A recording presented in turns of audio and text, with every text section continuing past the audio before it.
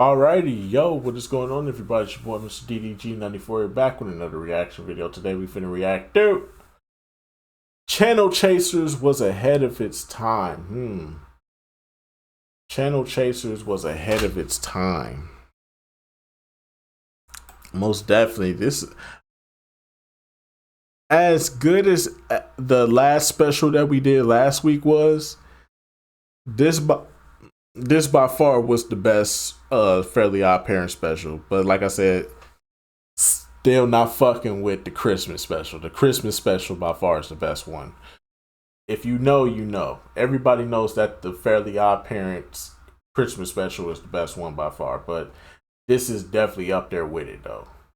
Can you believe it's been 20 years since Fairly Odd Parents Channel Chasers premiered? That's right, Channel Chasers premiered in 2004, and since part of the movie takes place 20 years in the future, i.e. right now, I figured what better time than now to go back and see. Does Channel Chasers still hold up? Let's take a look. The movie starts showing us a scene 20 years into the future, and adult Chester and adult AJ are fighting off some masked man chasing them down. They're trying to get a component to AJ's house, but they're caught, and the masked man is not letting them go. Chester punches the shit out of him so AJ can get away, but the masked man sends his hoverboard drone thing after AJ. He then laser traps Chester, and the hoverboard follows AJ all the way back to his house. The drone turns into a TV screen, confronts AJ in his own home, then freezes him remotely. Vicky shows up, and it's shown the masked man is working alongside her. What a traitor. Vicky takes the belt and takes over the entire world. Back to present day. Vicky is dreaming about murdering Timmy in different ways, and the news segment on her TV is discussing how TV is causing kids to do stupid, violent things by imitating things they see on TV. It's then revealed through a news broadcast that Timmy is attacking the city in a giant spaceship, completely terrorizing these innocent civilians because he saw something like it on a TV show. What the hell, Timmy? He eventually ruins his dad's chance at winning cleanest office of the year, and he also ruins his mother's $1 million real estate deal. That's not good. That's not good. The masked man time traveled back and is trying to track down Timmy while all these shenanigans ensue. Timmy's parents are rightfully pissed at him, and he doesn't seem to give a rat's ass. All he can do is watch TV and completely ignore his parents. So they decide to switch it to the Dictator channel. What kind of channel is that? Well, what? Hey, Timmy yo. gets grounded, and the parents instantly bring Vicky over to babysit because they are going out for a night of fun. Timmy pleads with his parents. Please, he says. Vicky is evil, but they simply don't believe him, and they leave anyway. Vicky tries to murder Timmy immediately as soon as the door closes, and Timmy locks himself in his room, and his fairies say he ought to listen to his parents and actually not watch TV. But Timmy ignores Wanda and Cosmo and asks for a magic TV remote so he can go inside the TV instead. Therefore, he's not technically watching TV, and he's not breaking any rules. What a little dickbag. Timmy immediately takes his new remote, jumps into the TV, and leaves his fairies behind. He's literally channel surfing now, and he complains that the remote only has a channel up and channel down button, so he's gonna have to go one by one. Timmy starts out at channel 1, which is a ripoff of the Jetsons, known as the Futurellis. He heads to a pizza joint to hassle some of the local patrons, and then heads on out to channel 2, which is Carpet Critters, also known as the Rugrats. And they look so goddamn ugly. I think they're actually ridiculous looking. The babies are all just drooling and doing gross shit, and it seems Timmy is the only sentient baby, which makes it even creepier. Timmy shits himself, then wanders off to channel 3, which is Heavy Hal, which is a play on Fat Albert. Timmy starts playing the pooper scooper, and he is extremely unimpressed and instantly wants to leave. He heads to channel 4. Meanwhile, Vicky wants to check on Timmy in his room, and Cosmo tries to just murder her on the spot. Wanda decides that's not the best move and turns Cosmo into Timmy. Cosmo, disguised as Timmy, instantly strips and throws his clothes at Vicky, asking her to get out because he's naked, but Vicky chooses instead to take a child porn pic. What's she gonna do with this pic? Vicky, Hey, that's yo. wrong. The masked man finds Timmy's house, but he's not much of a problem. He just gets blinded and falls out of a tree and doesn't really do anything right here. During all this, Vicky is inside vandalizing the Turner's home and actually calling Timmy's parents to to blame it all on him. And meanwhile, Timmy made it to the channel that is playing Johnny Hunt, a play on Johnny Quest. Timmy pauses and erases a giant robot about to kill them all while he's here, and they give Timmy a giant gun as a reward, and he pieces out back to the real world. Once in the real world, Timmy gets careless when being confronted by his parents, drops the bazooka he got from the TV show, and blows the entire roof off of his house. He's a terrorist, confirmed. After all this, Cosmo and Wanda tell Timmy he has to be smarter and more mature because they won't be around forever. It's then revealed that Timmy will lose his fairies and forget they ever existed when he grows up. After blowing the roof off his parents' house, Timmy is rightfully grounded. His mom takes the magic remote out from his hands and gives it to Vicky. Timmy's dad actually tries to use Timmy's bazooka to blow up his neighbor's house, but it's out of bullets. That's still attempted murder. Timmy claims he didn't wreck the house, but of course his parents don't believe him, and Vicky gets away with it scot-free. After they all leave, Vicky sneaks back in to snap another picture of Timmy while he's crying because she loves how miserable he looks. Sadistic. After all of this, Timmy decides he wants to live in the TV world forever, where he never has to grow up and he never has to lose his fairies. He wishes for a second remote just before the masked man can get to him, and Timmy leaves a goodbye note for his family, then goes into the TV while sucking the masked man in with him. The masked man ends up in the Strawberry Shortcake channel, and he is not impressed. He tries to defend himself from the freaks, and Timmy ends up going to a different channel, the Peanuts, also known as Chucky Black. While there, Timmy gets the cops called on him.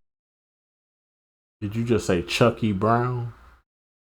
The disrespect towards the classics, my nigga. The disrespect. What? What the fuck? You mean Charlie Brown, nigga? Don't disrespect the classics like that, my nigga. Him for an assault he didn't commit, and they gas him out, so he ends up in a new channel, Space Vector, where they're fighting in space. They get sucked out of their spaceship into the blackness of space and actually fly into the masked man's invisible ship. The masked man reveals that he knows who Timmy is, and then he starts to suck them up into his ship. Meanwhile, Vicky uses the remote she stole from Timmy to control her TV at home and accidentally merges two TV shows together. She then looks at the TV guide and sees that it changes in the real world to represent the TV show that she merged together. She then finds a game show and accidentally sucks herself into the TV to be on the game show. They tell her she can't compete because she's only 16 and she needs to be 18, so she uses the remote to fast forward her life 2 years to become 18 years old and win $1 million.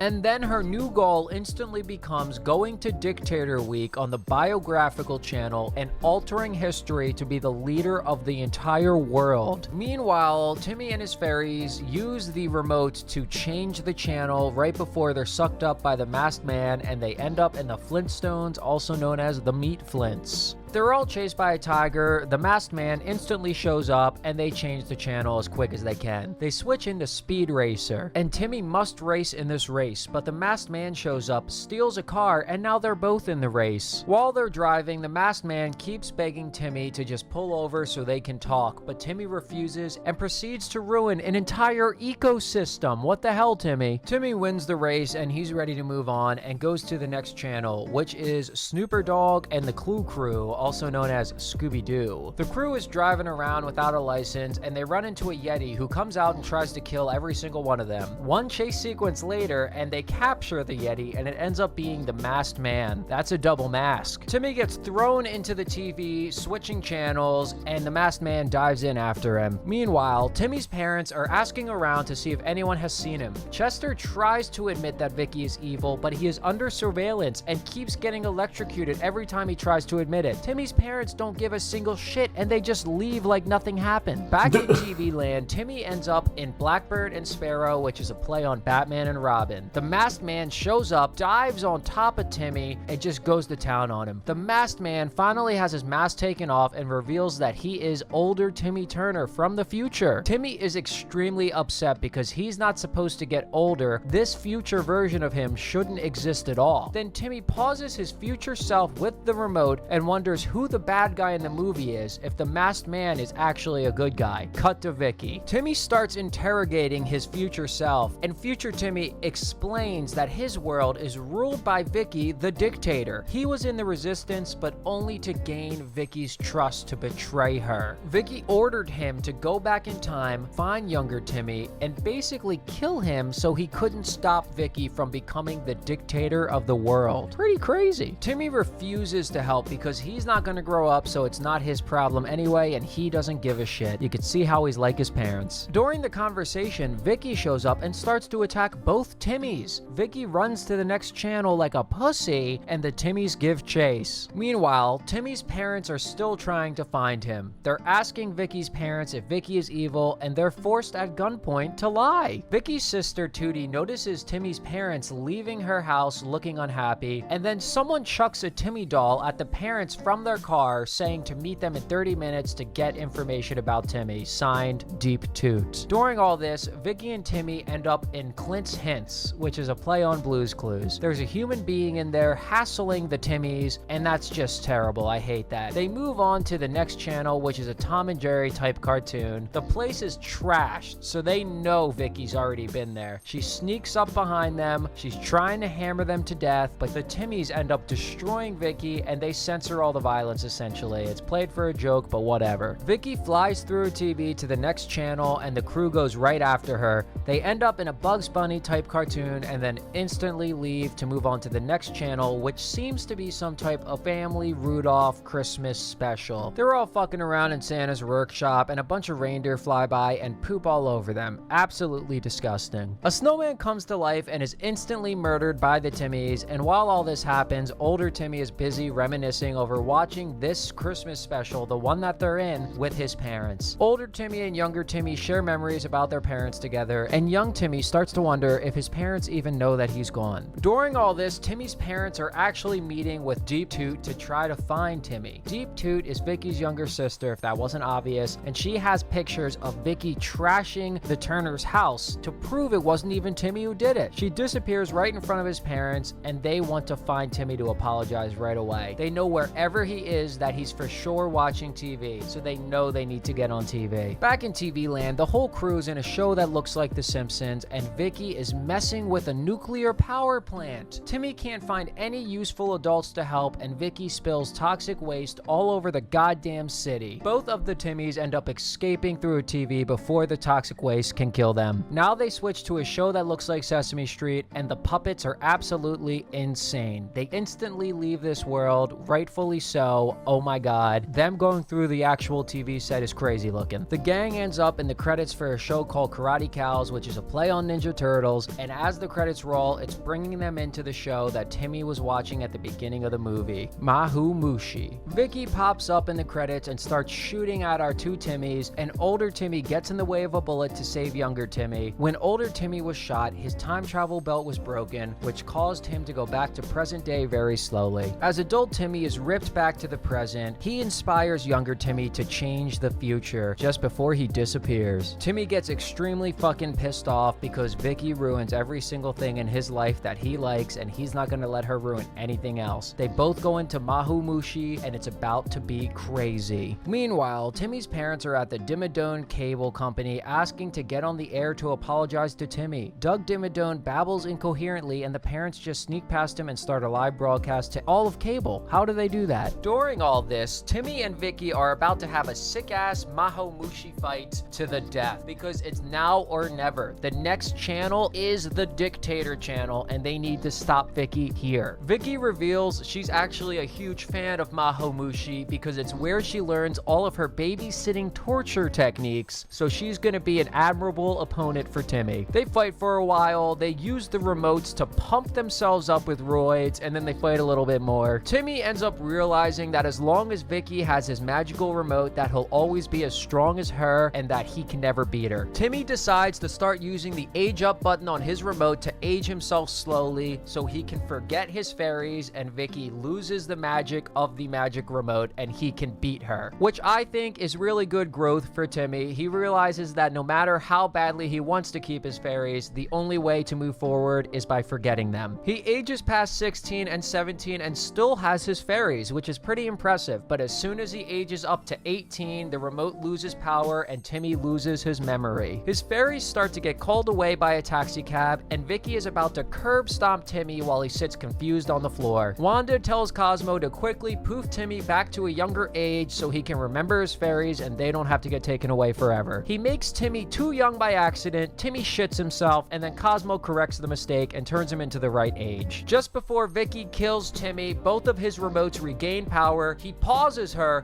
erases her memory, then fucking deletes her. Vicky is shot out of her TV and thinks it was all just a crazy dream. A Timmy doll is thrown through her window telling her to call the Turners and that she's fucking dead. During all this, Timmy's fairies are still getting pulled into the taxi cab. Timmy thinks fast and chucks the remote at the cab door to shut it, and the taxi driver decides that enough is enough and leaves without taking the fairies. They hug to celebrate, and then they start to make their way out of the TV. While they're channel surfing out of the TV, Timmy realizes that he only grew up into the cool person he does because his parents raised him the way they did, and he wants to respect them more now. While he's having this realization, he sees them live broadcasting on TV and watches their apology. They're sorry they didn't believe him and beg him to come home. Timmy just goddamn materializes out of the TV right in front of his parents, and they're happy to see him with no questions asked. Aren't they confused how the fuck he came out of the TV? The whole family heads back home, and they begin interrogating Vicky until they end up firing her. Timmy then pauses everyone in the house because he decided that he only got his fairies because of Vicky, and he wants to keep them around for as long as he can, so he wants to keep Vicky around to ensure he'll always be miserable. He then wishes that the remotes never existed in the first place and that everyone involved forgets the entire thing happening. Timmy then goes out back and buries a time capsule with a picture of him and his fairies in fish form to remember this adventure he went on with them. Cut to 20 years in the future, and adult Timmy's kids are out back digging up the time capsule. Timmy looks at the slightly altered picture of him and his fish and ponders for a moment before moving on. This moment always stuck with me as a pretty heartfelt, sad moment, I'm not gonna lie. Timmy decides it's time to go to work and leaves his kids to be babysat by Robot Vicky, showing he's no better than his own parents. And after this, the credits start to roll. So after all the channels have been chased, after everything is said and done, I still think Channel Chasers holds up. The journey Timmy goes on is a timeless one. A lot of people can relate to feeling annoyed at their parents for how controlling they can be. And a lot of people also go through the growth of learning that their parents have their best interest in mind and that they should respect them more. It's also just a fun concept to see someone surfing through TV in a literal sense, going from channel to channel, trying out different worlds. I think it's just an interesting movie, all things considered. I definitely recommend you give this a watch or a rewatch whenever you get the chance. All right, thanks for listening.